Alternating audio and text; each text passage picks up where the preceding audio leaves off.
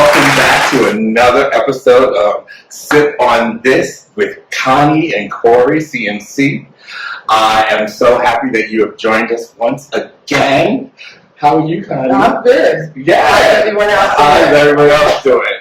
So before we get started, we know we got to talk about what are we sipping on tonight. So Connie, what are we sipping on tonight? Lambrusco. Lambrusco, okay. It is a delicious red wine with a little kick, a little sparkling kick. It's not too dry and it's not too sweet. It's magnificent. Lambrusco. Lambrusco. And I'm really not a red drink, I'm a white drink, so Connie's introducing this to me. So let's taste, let's cheers to another episode. Oh, told you all. It is very good. You know what? It has a little fizz to it. And it's sweet. But it's not too sweet. Not too sweet. It's not. They have these other things called what? Bitch, lady bitch. This your palate will like. Your palate, yeah, I like that. What would you eat with this? Like, what would you make? Well, a lot of people want to eat meat. So if you're having a portobello mushroom, whatever vegetarian dish that you're having, you can have it. This doesn't have to always be about meat. Meat. Okay, great. And I mean, people say red is always about meat, but it's not. You can do it with your chicken. You can do it with your seafood. Also, you know what I think I like it for too? After dinner, as a dessert wine. I can see that. Yeah. It does taste like that. So they have a cake, has some Lambrusco. Oh, okay. Well, you know, Connie, this month is Gay Pride Month, and I'm really excited about it because this year, as I mentioned in our other episodes, I'm going to be 50 this year. So this is a real big, Gay Pride for me because July 1st is my birthday, but Gay Pride is the weekend before. And I'm really excited. I used to really feel like I was disconnected from the gay community at one point as I was getting older, but I'm starting to really feel real connected to the community. You are very open and inclusive as far as your friends. When I was coming out, I am very fortunate. I had a very easy coming out experience. My grandmother, when I was 7, she told me about a friend of hers that was gay, and she said she liked him, but a lot of people won't like him because he's gay. And then she said, but I love him, and you know why? And she said, because he's a man first with different desires. Amen. And, what he said. Amen. Yeah, and I grew up with that mindset. But and then when I told my mom, it's a funny story. We went to Planet Hollywood. Remember Planet Hollywood? Yes, and it felt like lights, camera, action because I said, I have to tell you something. And I said, Mom, I'm gay. And she said, what took you so long? And at that point, I was with a partner at that time for many years. And she leaned in and she said, is he your lover? And I started laughing. So, she knew. She did know, I think, but she said what took me so long, and I'm very fortunate, but a lot of gay men and women in the minority, but specifically African American community, don't always get accepted. What do you think about that? Well, when you said that, connected to the gay community, I think that right now everybody's connected because gay people are all around. They always have been. And why do they have to be gay people? You know what I'm saying? Gay people, just like you said, with other desires. That's the only thing that makes a difference between a so-called gay person and maybe me who's heterosexual. We're the same. I'm same as they are. They just prefer, the same sex or whatever have you. So I don't think they should just be, put in some kind of box. A category. Yeah, I say a box. Just box like that. Right now, I mean, some of the most successful people, or what they say gay, they're in very powerful positions. They're very smart, brilliant people, beautiful people, loving people, kind people. I could go on and on. So it's about time that we just open our eyes. Judge ye not, is what I say. Judge ye not. Judge ye not. So, I mean, Connie, there's this big movement in our community, though, which is very important to some degree about coming out. We celebrate coming out stories to help the younger youth. Yes. But do you think it's necessary for a gay person to have to go to their family and have to sit down, because when you're heterosexual, you don't have to do that. So what's your take on it as far as I think that that's something that you should express to your family. Okay. You should tell them, because by not telling them, like, once again, you're in the box and you're all pent up and all this is in you, and you feel you're not going to be loved anymore, and once again you're going to be judged, and that causes a lot of problems. That's why we have a lot of suicide within the young gay community, because they don't come out and they don't tell their parents. They don't want to tell their friends. They're ashamed, and some of them reach the point, just like I said, they can commit suicide. But I think, they don't want to live. They don't want to live. They don't want to live without being who they are. And why can't you be who you are? But then we have the parents that are not accepting. So that is why I believe that there is still a struggle and a fear that they might be kicked out of their homes, so they keep it held in.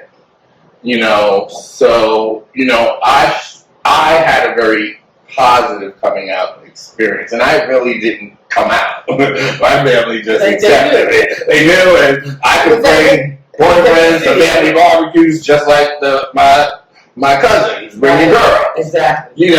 But I did find that when I was inviting a guy I was dating to a barbecue, it was a big deal for them, because that we being gay, it's not common to bring a significant other. Well, if your cousins can bring a significant other, why can't you? Right. That's, once again, what is the difference? Mm-hmm. You're a person, you found somebody that you like, you want to be with. Regardless of whether you're gay, straight, whatever, you should be able to bring your person like everybody else is. And I say this to these parents out here now. I mean, I know it can be hard, it's not what you expect. All of a sudden your daughter comes up and says, listen, don't call me Joanne anymore, call me Joe. Mm-hmm. Or your son comes home and says, listen, I'm not going to be Bernard anymore, I'm going to be Beatrice. I mean, you got to think about it. This is a child that you gave birth to, that you love. Mm-hmm. You're going to stop loving your child because he's no longer Bernard, he's Beatrice? That's your child. Try to accept that. Don't be ashamed. You're thinking about how you feel and how you look to your friends, your co-workers, and the rest of your family members. Don't worry about them. Worry about your child and your connection to your child. Would you rather lose your child? Mm-hmm. Right. Because this is how your child feels? Right. It's still your child. But you have an open spirit. You've always And we all need to have that open spirit. Because we'll lose a lot more of our young people who are gay, because the parents are not accepting. The parents, the grandparents, the aunts, uncles, you all got to, stand back and try to accept this. Did you ever, I've known Connie for many years. She's like a family friend, but she's also a friend. And she's even come to my grandmother's funeral and stuff like that. So support. But where did you get that from? Did you ever have a bias or a disconnect? No. So what do you, your I guess openness and support and your ability to be exclusive, where did that come from?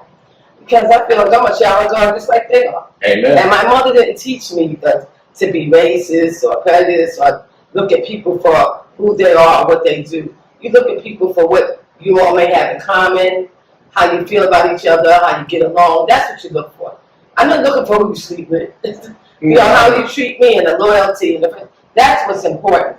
So who that person is, not their character.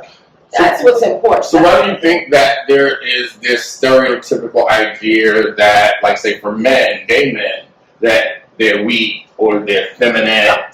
Where do you think that came from? I don't know which fool made that up. Because first and foremost, let's put this out here. A man is a man. And don't anybody forget that. That's a man. Mm-hmm. Man first. Okay? And you will get hurt. Okay, so don't go around thinking there's no sissyism no more, because it's not. Right. You come for that man, you're going to get what a man gives. Okay? Right. So that needs to just be squashed. But then I guess when we go back to that, even talk about that, a label. What is a man? What does that represent? And what's a woman? Because then we still going into some form, some labeling. So what do you think? How do we get out of that? Well, you see a man as being strong, strength. But you can see anybody. But women are strong. I'm just saying thank you for the compliment. Yeah. Strength comes from, you know, who you are and what you've been through, your challenges, and how you persevere. I mean, you know, weakness is not defined by man or woman. Right. It's defined about just who you are. Some people just aren't strong enough. And the rest of us who are around them need to uplift them and support them and help them to become strong, if that's possible.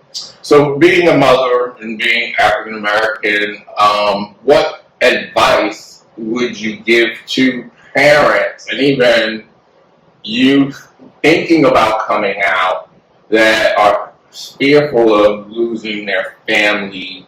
Because that's really, you know, obviously the good side is they get accepted, everything's hunky-dory, but it's the reverse side for those people that are in the closet. What advice would you give someone? That's kind of, I don't know if that's easy to say, but all I can say is just be you. Don't be afraid.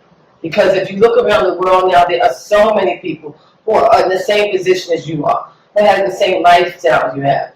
We have people that are, you know, in the lighthouse, in the greenhouse, that are, you know, doing very well and are out, you know, who are married and who are adopting children or who are having children through surrogacy. Don't give up. That's what I want to say. Don't give up. Right. And come on out. Don't give up. And if you're not accepted by your family, you have another family. There's a family. This is Gay Pride Month. Come on out and you'll see just how much family you have. That's a really good point, because you will see. I think before my mom, I don't want to speak for her, but for her to get comfortable with the idea, I think she was frightened because of the unknown and things of that nature. About other stuff, so we think about the health side. The health side. They did the HIV stuff. So now, that was supposed to take away all the things that you were, HIV. Nothing man creates can take away who you are. God created you. Right, and I think, too, visibility. My mother, I started to take her to Chelsea and go around areas where she started to see more gay men, where she started to see that, I think, on television we have, and I'm glad everybody, we're in a stage of life now that gay men can express themselves in any format.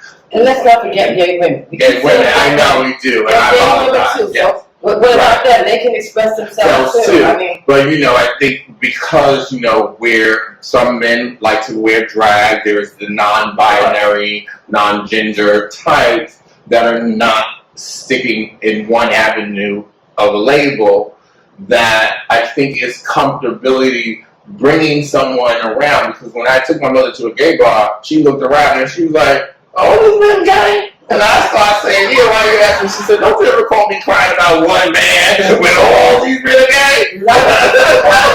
Right now, there's no shortage. No shortage. But I think because we see these snippets and these stereotypes on television, they don't quantify, because I know gay men that have families, they have children. Of course. You know, they've adopted or they've had surrogates. But see, we see the sexy part and the news and gay pride that show the flamboyant stuff, which is great. That's the lively and exciting part of our community. That's the fun. But there are hard-working, growing up relationships, foster parents, which, you know, we have a lot of kids in foster care, and gay men struggle to even adopt some of these kids who could really, truly benefit. And those are kids that need them, and because they need their love. Their love. I'm talking about love and family. See, first of all, every time you think of a lot of relationships, as we had spoke before, it's not always based on sex.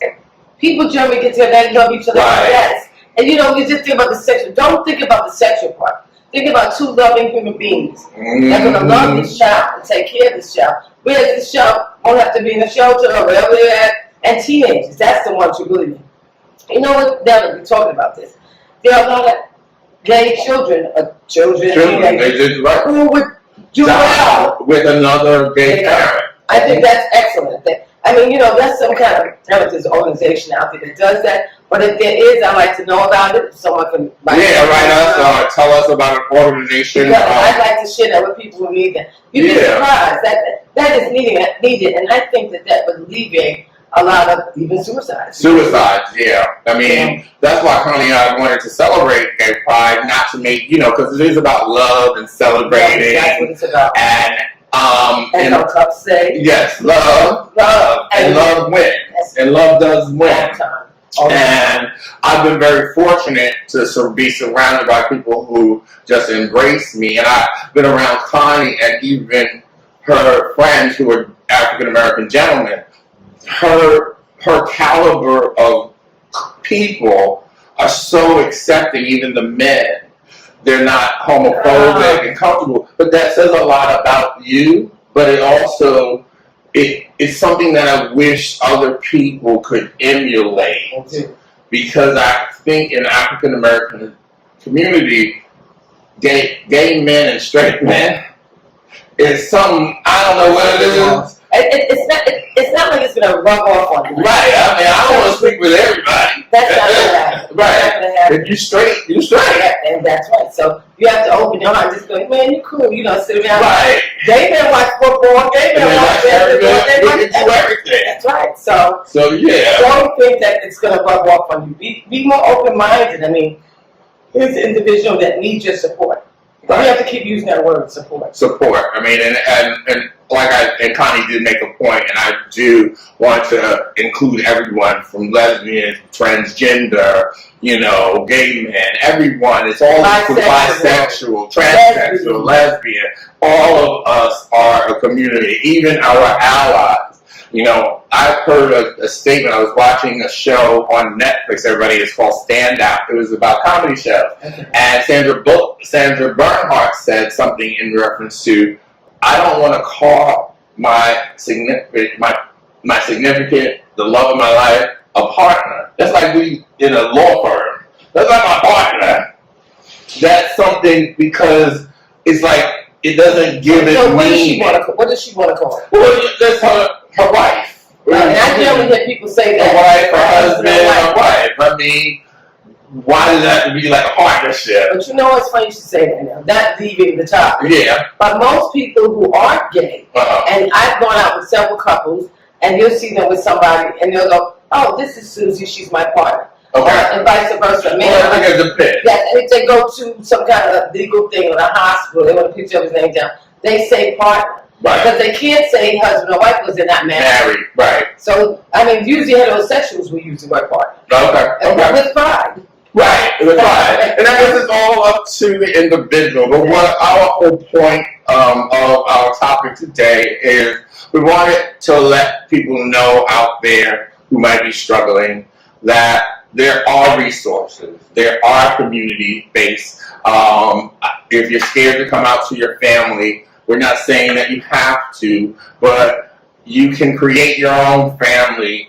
I know that being a teenager and going through high school, it's tough.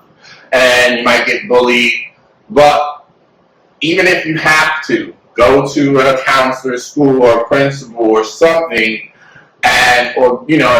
for my older teens, go online and see if there's an organization. Maybe there's a gay organization in class, a club at school, or just try not to feel like suicide and that it's the end of, that's the way out. That's not the way out. Because it's going to get, I know it's a corny saying that it gets better, but it does. It truly does. And I would say if anybody in the audience that watches us, we appreciate it. And if you can give us some feedback, or some organization, we can, talk about We'll add this to our link or to the bottom if you know of an organization that we need to be aware of or connect with.